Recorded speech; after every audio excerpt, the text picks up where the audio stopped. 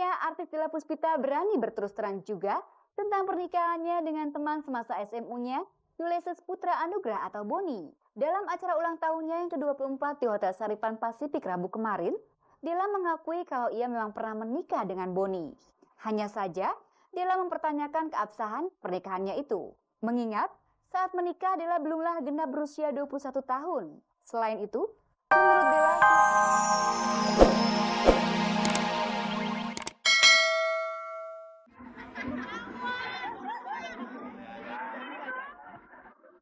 Kalian ngikutin semua gerakan cheerleader sini. Pokoknya lo boleh ngikutin mereka lebih heboh dari mereka juga boleh. Pokoknya lo ikutin gerakan mereka. Mereka naikin kaki, lo naikin juga, oke? Oke deh. Kamu siapa namanya? Aji. Aji, kamu cantik sekali sih rambutnya. Cewek banget, Boh.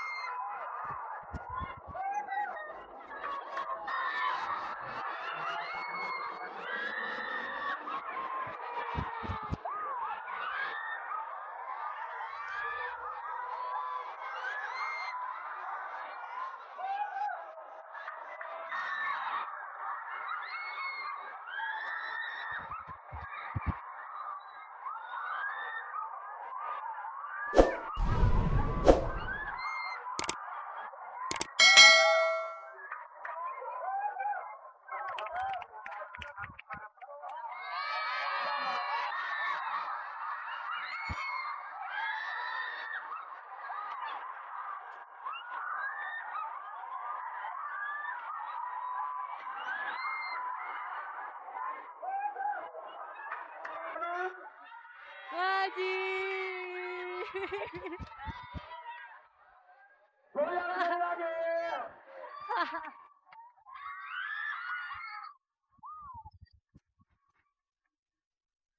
Aji, makasih ya. Selamat ya. Kamu dapat college juga ternyata. Itu bisa kamu kasih buat pacar kamu ya. Selamat ya. Jangan kapok ya. Foto lagi. Makasih ya. Oke. Selamat ulang tahun, cek. Oke. Kedekatannya dengan wanita memang selalu menjadi perhatian media. Itulah Sandi Nayawan. Tetapi belakangan terdengar kabar kalau ia akan segera mengakhiri masa lajangnya di Amerika Serikat dalam waktu dekat ini. Tetapi yang menjadi pertanyaan, siapakah wanita yang akan disunting oleh Sandi itu?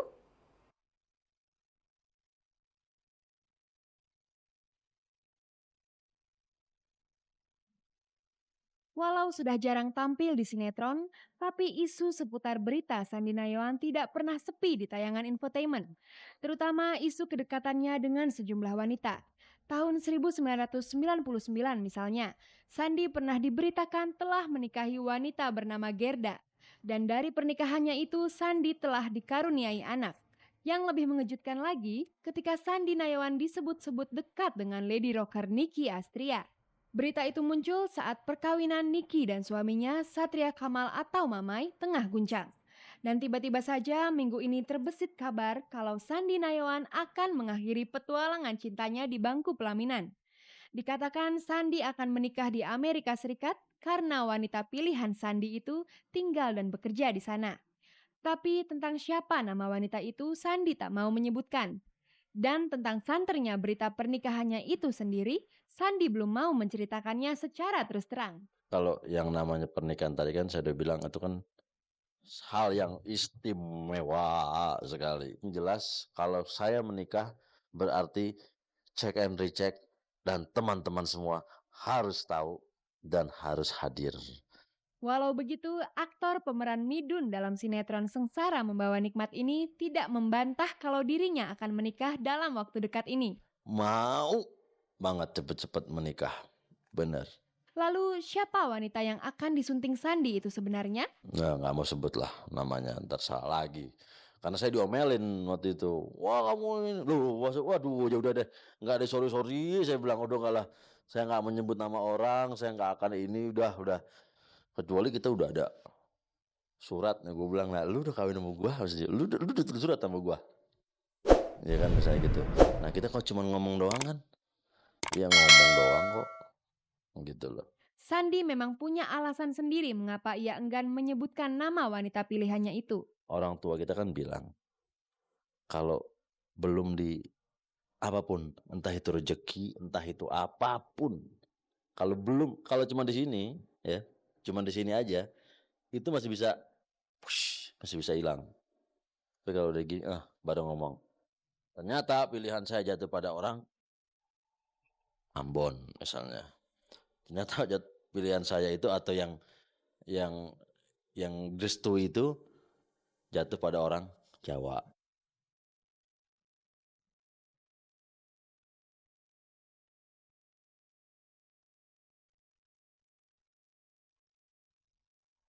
Pemirsa, setelah didera berita kurang sedap mengenai masa lalunya, akhirnya artis Della Puspita angkat bicara. Di hadapan sejumlah wartawan di Hotel Saripan Pasifik Jakarta Pusat Rabu malam lalu, Della menjelaskan status pernikahannya dengan Boni.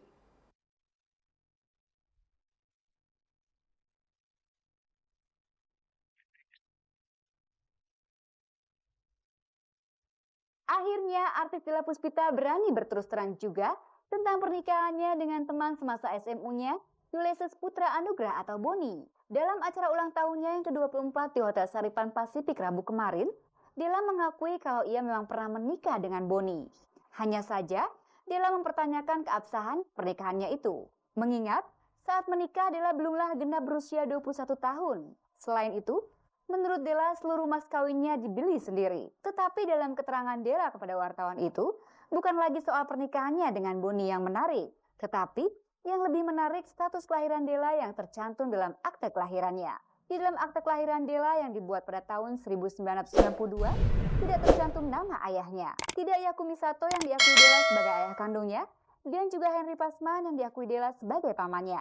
Yang tercantum dalam akte itu hanya nama ibunya Dewi Kartika. Dengan begitu, dapat diartikan bahwa status kelahiran Della adalah anak tanpa ayah.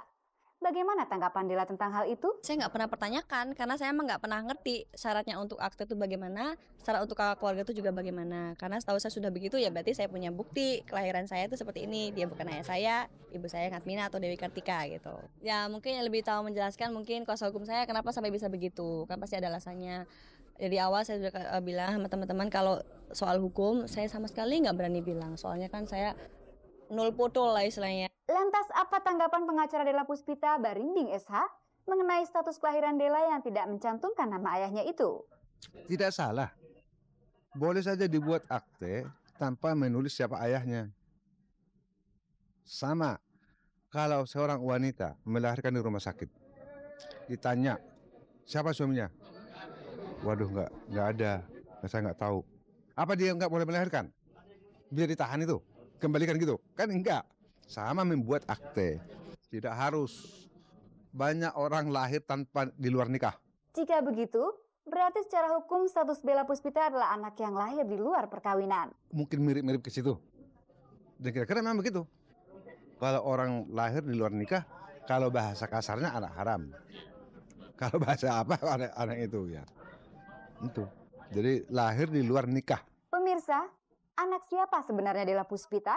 Kini memang semakin sumir. Della sendiri berulang-ulang kali menyatakan dirinya sebagai anak kandung Yakumi Sato, pria yang hidup bersama dengan ibu kandungnya saat ini. Sementara secara fakta otentik, Henry Pasman dapat membuktikan dirinya sebagai ayah. Kini Della sendiri menunjukkan fakta baru status dirinya lewat akte kelahiran yang tidak mencantumkan nama ayah kandungnya. Saya yakin yang tahu siapa kapan ibu saya menikah dengan siapa itu kan ibu saya. Terus saya ini anak kandung siapa itu kan ibu saya. Ya paling enggak yang tahu maaf ya sperma siapa di situ kan itu kan ibu saya gitu. Begitulah fakta yang diungkapkan oleh Della Puspita di tengah kebahagiaan ulang tahunnya. Della sendiri ingin penjelasannya kepada wartawan itu menghilangkan image buruk yang ditujukan kepada dirinya selama ini. Paling nggak untuk klarifikasi supaya saya tidak lagi dicap sebagai ratu bohong oleh pihak mereka. Paling nggak mungkin ada masyarakat yang bilang, oh ternyata benar kata mereka itu adalah ratu bohong. Saya ingin luruskan, ini loh kebenarannya. Jadi tolong jangan mulai sekarang, jangan vonis lagi saya sebagai ratu bohong. Sepertinya kebenaran berita tentang status Della itu bisa terjawab jika saja ibu kandung Della dan suaminya Yakumi Sato dapat memberi keterangan.